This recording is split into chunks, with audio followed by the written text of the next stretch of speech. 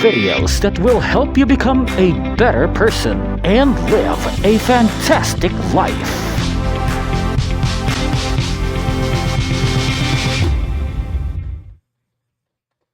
Again, our one big powerful message is this. Be angry but do not sin. Pakihawakan ang kamay ng katabi, come on. Pisilin mo, sabihin mo, ipaalala mo sa kanya, be angry but do not sin. Pero yung pisil mo, parang galit ka. Now, papatuloy natin. Let's ask the basic question we always ask in every talk sa series na ito. At ano yon? What special gift does this emotion bring to us? What special gift does anger bring to us? Talaga ba, Brother Bars? May gift ang anger? May purpose ang anger? Naman! Sabihin nyo, naman! Anger has two gifts. Ilan ulit? Dalawa. Kung gusto nyong picturean nyo, isulat ninyo para hindi nyo makalimutan. Two gifts ang binibigay sa atin ng anger. Number one is this, confrontation. Sabihin nyo nga, confrontation. Isipin nyo si Incredible Hulk. Naisip nyo na? Okay, may papakita kong video sa inyo.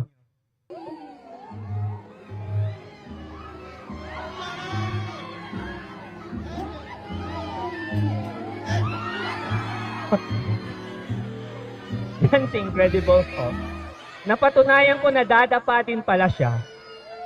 Takot yung mga bata eh. Di ba si Incredible Hulk? Yan. Meron ako nakitang picture kaso hindi ko na nailagay eh. Anyway, Pinoy version. Si Incredible Hulk, normal siyang tao, di ba? Pero kapag nagagalit siya, lumalaki siya. Lumalakas siya. Nagiging green. Di ba? Yan po ang purpose ng anger. Hindi maging green, ha? Ang purpose ng anger ay ito. Anger can make you strong to confront the problem. That's the gift of anger. Naalala ko po dati nung college ako, syempre may mga kaklase ako, tapos yung mga kaklase ko, yung isang kaklase ko, mahilig mag-joke. So joke siya ng joke. Tapos napansin ko yung joke niya, parang sarcastic na, patama sa akin. Tapos nakaka-offend na on my part. Tahimik po kasi ako nung college ako. Doon lang ako nakaupo.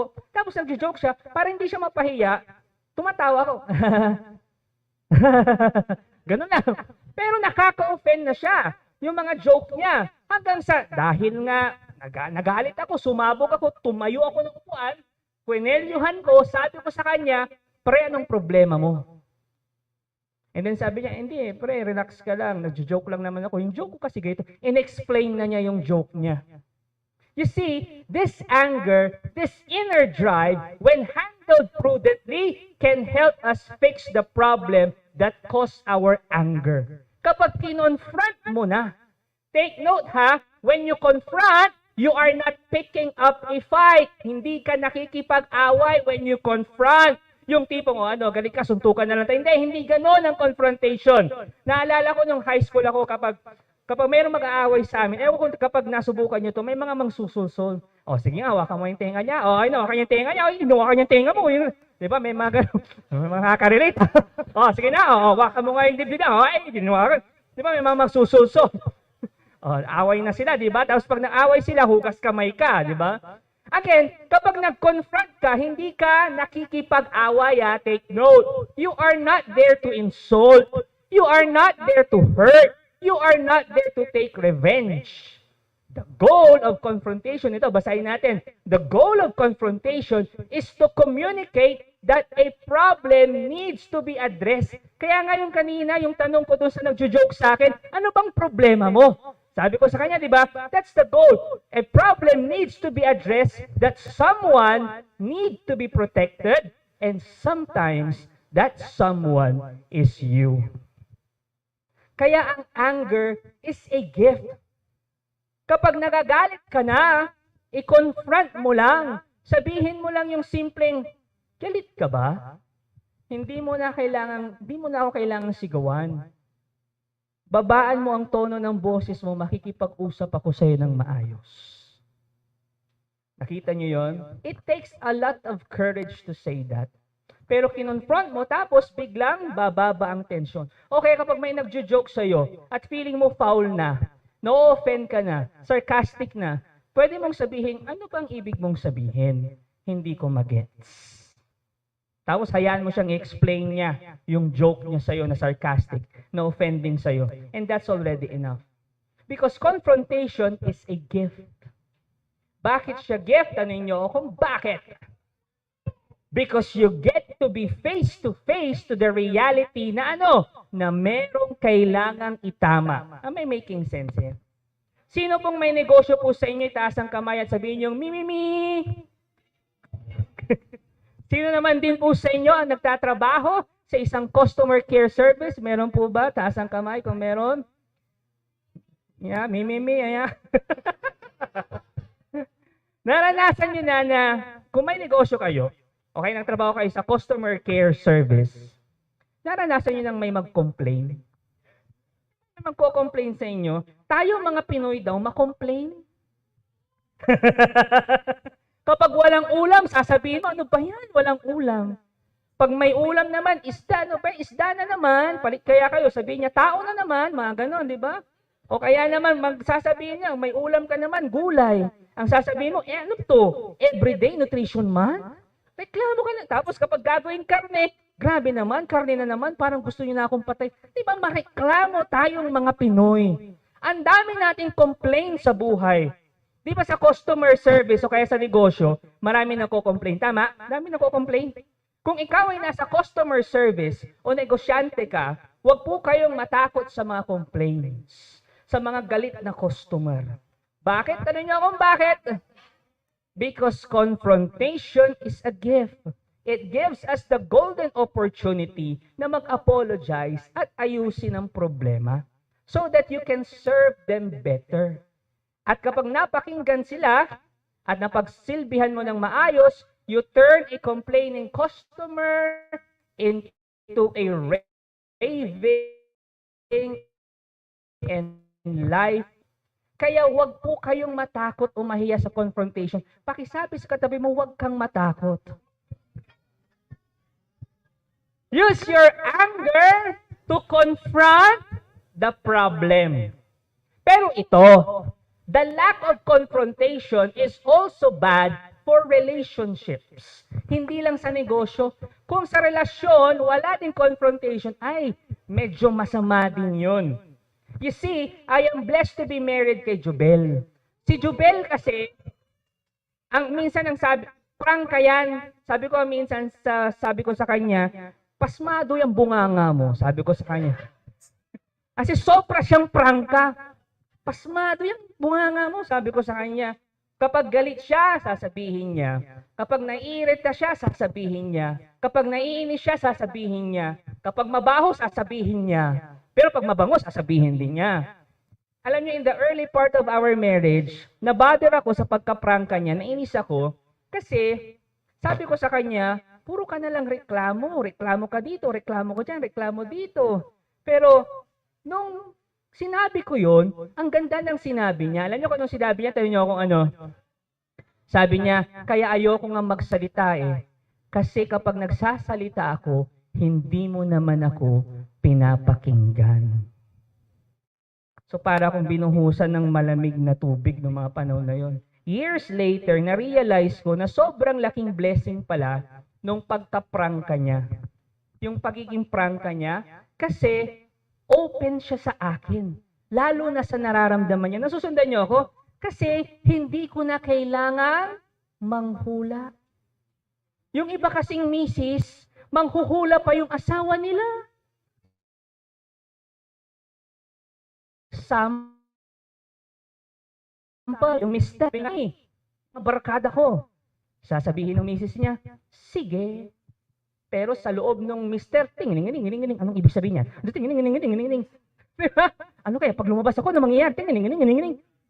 Tapos, yung babae, yung misis, sabi naman niya sa isip niya, sige. Sige ang sabi ko, pero hindi pa ako tapos. Sige, subukan mo lang lumabas. Pag lumabas ka, patay ka sa akin. Ipilit mo pang lumabas, ha? Di ba may mga ganon? Di ba? Kaya yung mister nang huhula kung totoo ba yung sinabi ng misis niya o hindi. Si Jubel, yung misis ko, kung anong ayaw niya, sasabihin niya.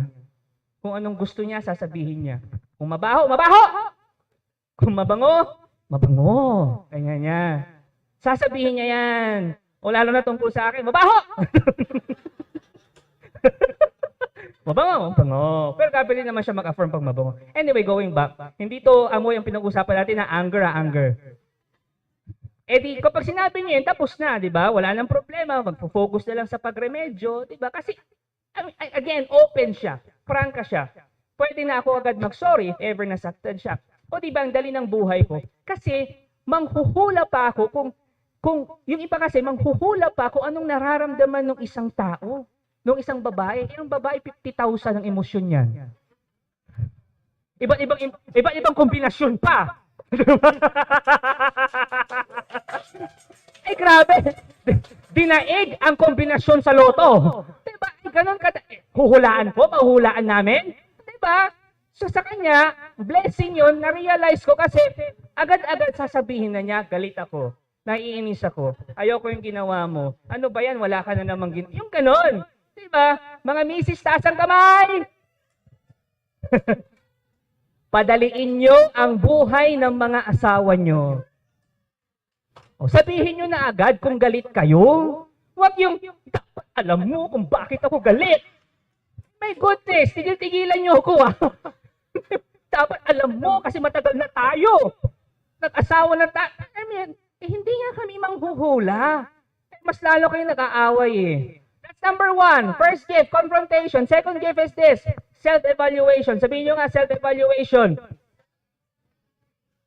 If anger comes from violated expectations,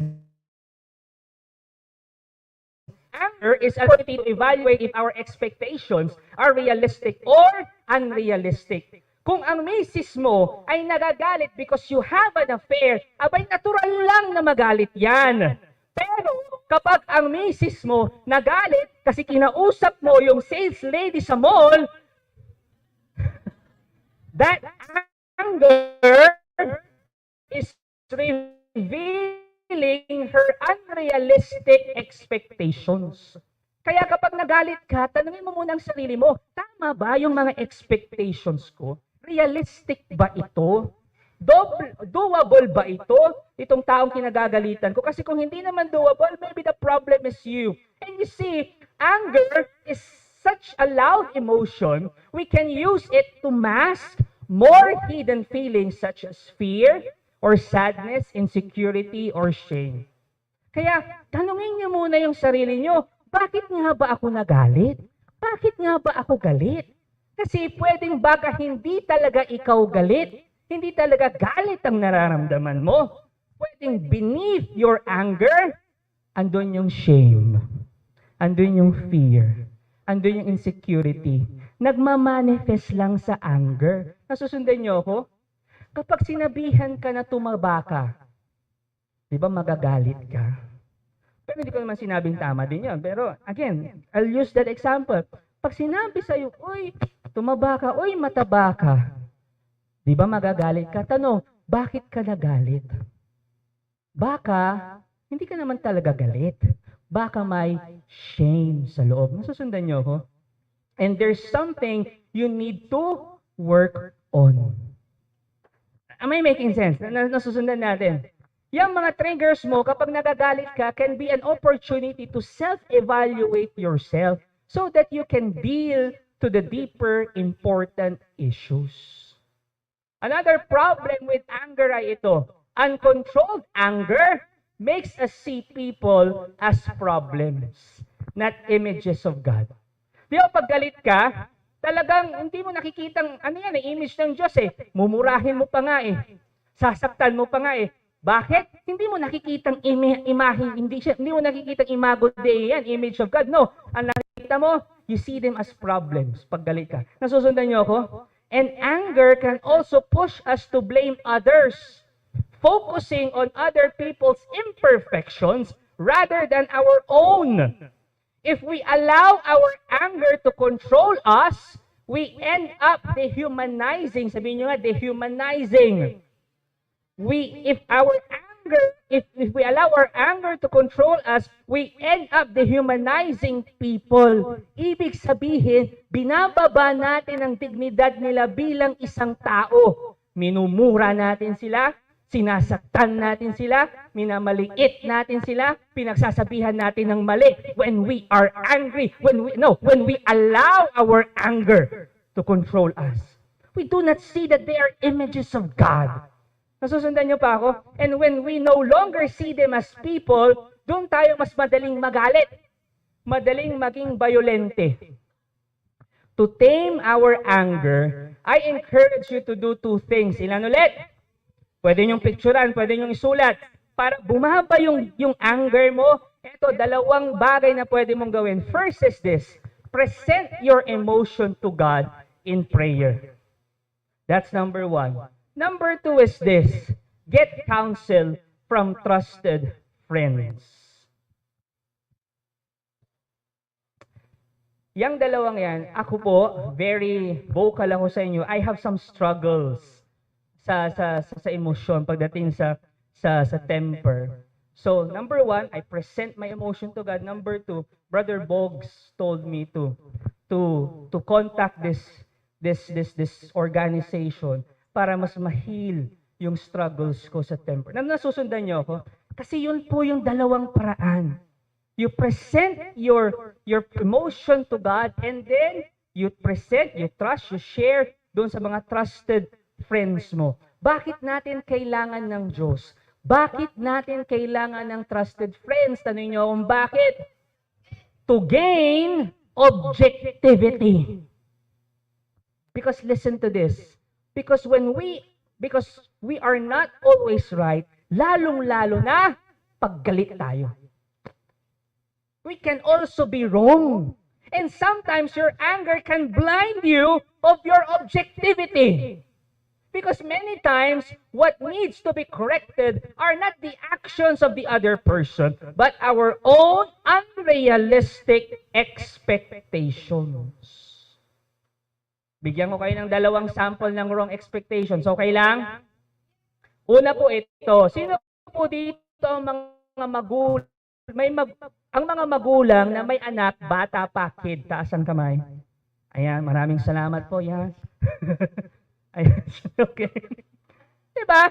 Sometimes, yung ibang parents, ganito. Yung ibang parents nagagalit kapag yung kids nila are being kids. Galit sila sa anak nila kapag galit sila sa anak nilang bata kasi bata sila. Anong ibig kong sabihin? Kapag galit sila, yung mga magulang sasabihin nila, anak, ang kulit-kulit mo. Anak, ang gulo-gulo mo. Anak, ang ingay-ingay mo. Pero di ba ganun naman talaga ang bata? Makulit, maingay, laging laro ang nasa isip. Nasusundan niyo ako? Ito, tatlo yung sample ko. Ito yung pangalawa. Isasingit ko lang ito. Meron po kaming bagong aso. Aspin din. Inampun ng aspin namin. Dinala niya sa bahay. Loko yun eh. Nagulat-gulat na lang kami. May another aso na naman kaming kulay black. Aspin din. So, pag ano namin doon, mapait naman siya, maamo. Malinis. Mukhang ang labrador eh. Mukhang labrador. Hindi Aguilar. Mukhang labrador. So, dilingga yan. Mukhang labrador.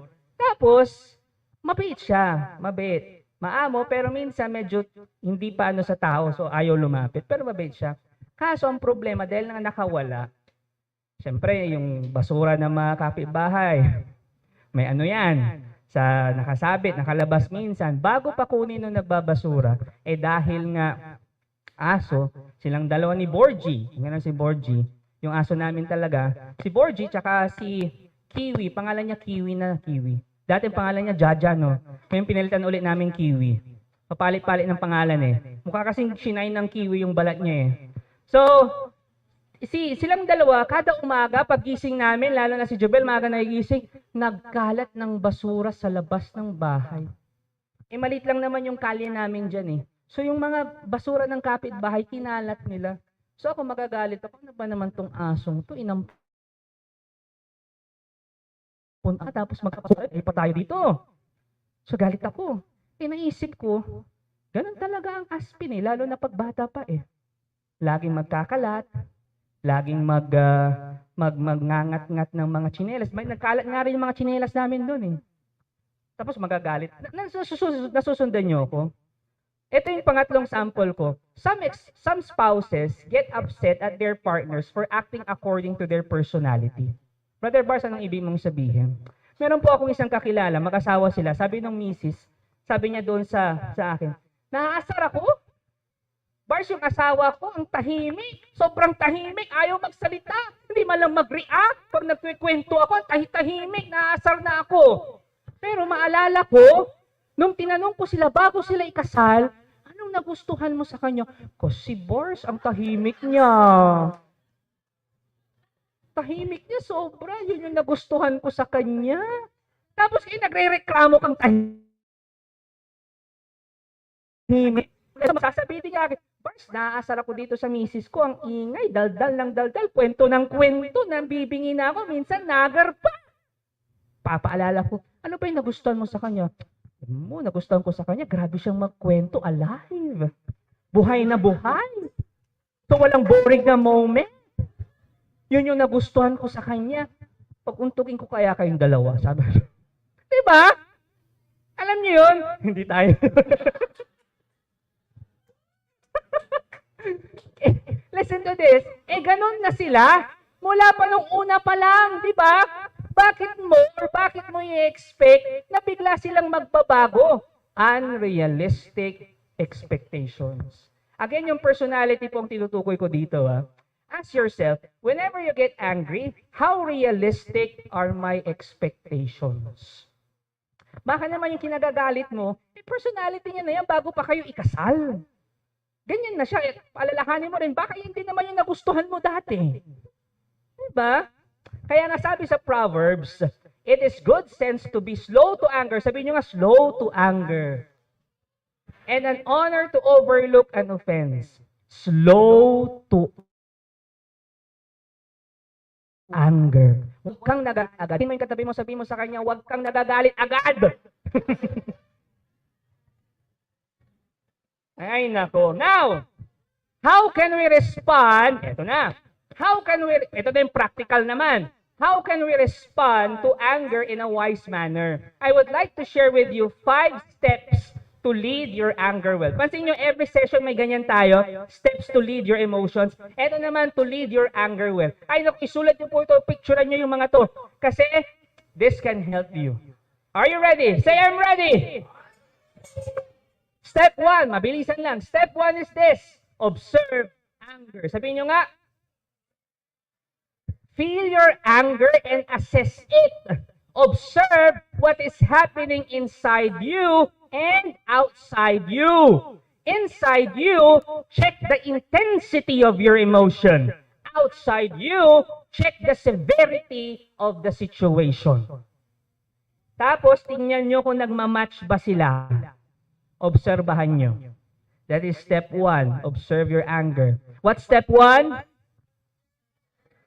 Here's step 2. Cool down. Sabihin nyo nga, refuse to make life-altering decisions on split-second reactions. Sabi ni Stephen Covey, sabi niya, those who can create a gap between stimulus and response is a core skill of champions. Ibig sabihin, bago ka mag-react, bago ka mag-respond sa nararamdaman mong galit, pause. Have a gap. Cooling down, o pause, o gap, is not about ignoring or repressing your anger. Hindi ibig sabihin na kapag nag-gap ka, dinideny mo yung emosyon mo, yung anger mo. No! Pag nag-gap ka, you are not denying your anger. You are detaching yourself from the anger. Am I making sense? That's why you need gap. This is about making a conscious choice not to act in the heat of the moment. Kasi nga, ang taas ng emosyon mo, gap. Sa gap, hindi ibig sabihin, hindi ako galit. Hindi ganon. I-feel mo galit ka. Pero pinifeel mo yun in the presence of God because you want to detach yourself from the feeling. Nang susundan nyo?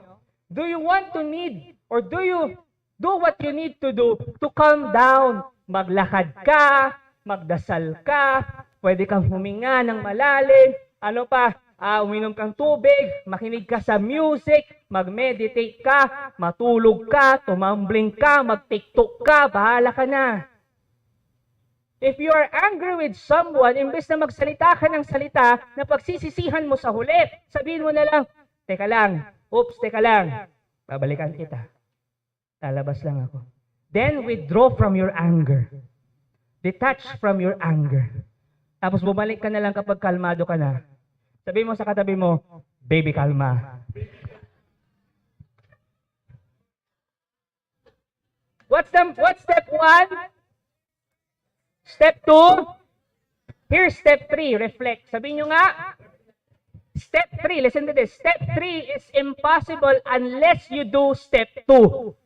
Okay? Reflection and reaction may rhyme but they cannot coexist. Magkatunog sila pero hindi sila pwedeng magsabay. If you calm down, doon ka lang makakapag-reflect. Di ba kapag ang taas na emosyon mo, nakakapag-reflect ka? Di ba hindi sila pwedeng magsabay. So dapat kumalma ka muna and then makakapag-reflect ka. I recommend 2 reflection points. Ilan ulit? Ito yung una, mabilisan. First, busog. First, put yourself in the shoes of the other person. So habang nagre-reflect ka, isipin mo din yun, put yourself in the shoes of the other person. Anong dahilan kung bakit kanila nasaktan? Sabi nga nila, do not judge the person without knowing the battles that person is fighting. May kakilala ko na driver, dati mainitin po ang ulo niya sa mga kamote driver. Alam niyo mga kamote driver? Diba? May initin ang ulo niya dyan. So kapag may nag-cut sa kanya, may kamote driver, init kagad ang ulo niya. Pero ngayon, kapag may nagka-cut sa kanya, sasabihin niya sa sarili niya, isipin niya, sige, hayaan ko na lang. Baka stress lang siya. Baka may pinagdadaanan. Baka nawalan ng trabaho. Baka may sakit yung asawa. O baka nagmamadali. O baka natatailang. Diba? And then, yung pagkairita niya o galit niya sa nag-cut sa kanya, napapalitan ng awa o kaya tawa. Ngayon pag-isipin niya natatai. Second is this, consider your role in the situation. Did you contribute to what happened? Baka naman may contribution ka rin, kaya nangyari yun. What could you have done or said better? Alam niyo, many times, reflection can be gut-wrenching. Ibig sabihin, nakakasama ng loob. Yung tipo nagre-reflect ka, tapos marirealize mo, oo nga, mayroon din akong contribution dito. Minsan nakakasama ng loob, but it can save your life. What's step 1? Step 2? Step 3? Here's step number 4. To lead your anger well, fix what can be fixed. Change what you can change. Most of the times, mga kapatid, not everything can be resolved. Pero okay lang yon. Okay lang yan. And it may or may not involve confrontation. Depende sa sitwasyon o sa level ng relasyon mo dun sa tao. Sometimes, yung confrontation will be ineffective because there's a lack of trust. Kaya mo nang i-confront kasi ineffective din kasi walang tiwala. Nasusundan nyo? Sometimes ganun. Sometimes also, change is not possible. Kaya ang gagawin mo na lang, avoidance is the only answer.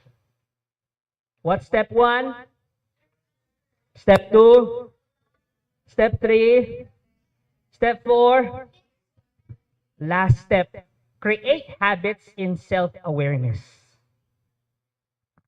This is how you get better at labeling and leading your anger. Yung iba, nagre-reflect through journaling. Yung iba, nagre-reflect through counseling. Yung iba naman, nagre-reflect through sharing sa small groups, sa LG. Doon sila nakakapag-reflect. Yung iba naman, nakakapag-reflect sila through talking with mentors. By discovering of the patterns of their anger, what and when and where and how it gets triggered, it will be easier to create that gap between stimulus and response. Dapat alam mo kung kailan ka nagagalit, kailan ang triggers, bakit may triggers ka. And then kung alam mo yon, meron ka na, it's easy for you to have the gap between your stimulus and your response, between your emotion and your expression. So review natin yung 5. Observe your anger, yung una. Number 2. Number 3. Step 4. Step 5. There are 2 kinds of people in this world. Emotionally responsible person and emotionally irresponsible person. What's the difference? Ito po. Emotionally irresponsible person, may dalawang phase lang. Phase 1, emotion. Phase 2, expression. Kung anong naramdaman, i-express niya. Galit siya, i-express niya. That's emotionally irresponsible person. The other person, kind of person, emotionally responsible person. Anong kaibahan? 3 phases. Phase 1, emotion. Naramdaman niya. Phase 2, gap. Phase 3, expression. The difference, gap. Because in the gap, you will hear God's wisdom. Because gap means God's amazing pause. That's gap. If you feel that's something na gusto mo burst out, okay, give yourself the gift of gap. May I invite everyone to please stand. Blessed so far. Praise God. Amen. Pwede magkwento? Pilitin niyo muna ako, parang 1 taon ko nang hindi sinasabi to.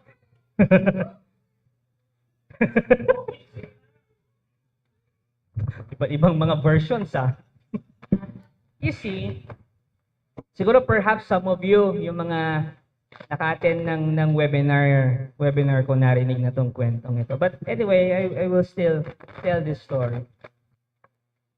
Few years ago, kumain ako sa isang fast food restaurant. Pero bago ako kumain sa fast food na yun, nagagalit na ako bad trip na ako. Hindi ko lang maalala kung bakit. So, kumain ako sa fast food restaurant na yun, fast food chain. Galit ako, pumasok ako galit. Order ako. Tapos, nung ibinigay na yung baso ng soft drinks, nakita ko parang may mga oil. Bad trip na. Miss, ano to? Parang di ata malinis. Parang oily. Papainom mo sa akin to? Tahimik lang yung crew. Ay, palitan ko na lang po. Dapat lang! Kasi kung di mo papalitan, iinumin ko. Ikaw ba, maiinom mo yan? Pero hindi naman kasi ako iskandalosong tao pag nagalit. Gigil lang. Hindi naman ako, gano'n. Hindi naman lang gano'n. Pero, alam mong, nanggigigil ako. Kasi, di ba, iinumin ko to? Parang may mga oil sa taas. Sige po, papalitan ko na. Dapat lang, palitan mo. Kinuha niya. Pagbalik niya. Eto na po yung soft drinks niyo, Kuya Bars. Kilala mo? Opo, kilala ko kayo. Paano mo ako kilala? Nag-talk po kayo sa youth encounter namin. So why, inong youth po ako nung college. Talaga ba? So ako, nasa isip ko, okay, relax ka lang, Bars. Di bale, matagal na yon. College pa siya. Hindi ka na niya masyadong nakikitang nagtutok. Tapos habang iniisip ko yun, sabi niya, tapos umatin po ako dun sa Metro Plaza. Yung fees ba yun? Gusto ko mag-swimming doon sa soft drinks eh. Parang lupa, lamunin mo na lang ako, mga ganon. And then, hindi ko na alam ang sumunod na nangyari. Basta pag uwi ko ng bahay, I felt bad. Nahiya ako. Nagalit din ako sa sarili ko na sabi ko, sana binigyan ko na lang yung sarili ko ng gap. That time, hindi ko pa alam yung gap na yan eh. Sana nag-relax lang muna.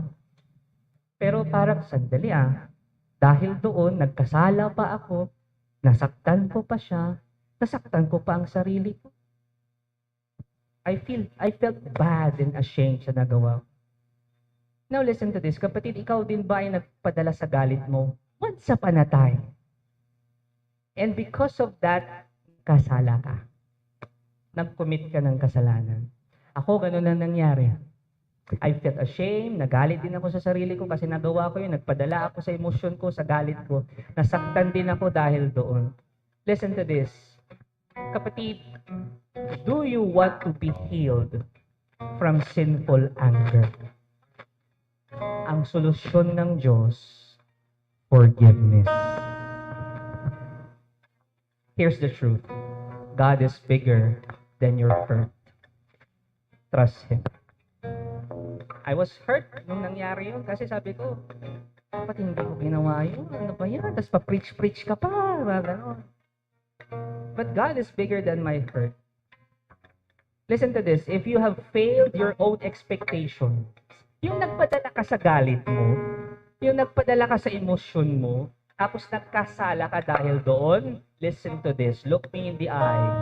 Forgive yourself. Stop holding grudges against yourself. Today, I want you to receive God's forgiveness. Move on from that sinful anger. Move on from that past situation na nagpadala ka sa galit mo. At hanggang ngayon, it is haunting you. Move on from that. Receive God's love today. Receive God's forgiveness today. My dear Peace Dagupan family, have you allowed your anger to hurt others? Or yung sarili mo? Or are you someone na tulad ko who needs to be healed by embracing my anger, to be angry for the right reasons and in the right way? As you worship God today, I invite you to bring your anger, your fear, your shame, your sadness, your insecurity to Him. He is your healer. Let Him heal now. And if you're ready, I want you to surrender all of those. And let's pray together. Jesus, I surrender everything to you. I am surrendering my life to you. I am surrendering my anger, my shame, my insecurities, my sadness. Use it, O Lord, to bless me. Use it, O Lord, to bless other people as well. Today, Lord, I want you to heal me. I need your healing. I need your healing from that sinful anger. And make my life better, beautiful, and glorious. Because I declare today, all things are new. In the name of Jesus, my brother. Amen. We worship the Lord today. Thank you for watching. Be sure to subscribe to this YouTube channel para wala kayong ma-miss na video at live stream. Please also share this video to your loved ones, families, and friends. And do not forget that you can join us here live sa Feast Dagupan. God bless you all more. Mama Mary loves you.